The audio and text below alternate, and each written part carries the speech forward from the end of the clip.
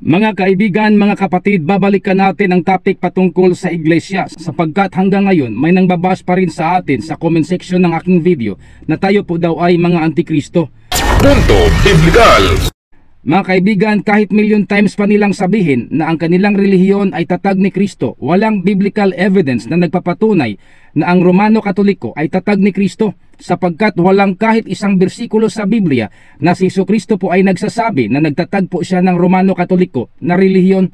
At wala din tayong mababasa sa Biblia na ang mga apostol ni Kristo nagsasabi na ang Romano Katoliko na relihiyon ay tatag ni Kristo. Walang kahit isang bersikulo sa Biblia na si San Pedro ay ginawang Santo Papa ng ating Panginoong Jesucristo. Walang mababasa kahit isang bersikulo sa Biblia na ang mga apostol nangaral na magdebosyon sa rebulto at magvenerasyon sa iba't ibang klaseng rebulto at sa mga taong matagal ng patay. Ang tunay na tatag ni Kristo ay nangaral kung ano ang sinasabi ni Jesucristo. Punto Biblikal.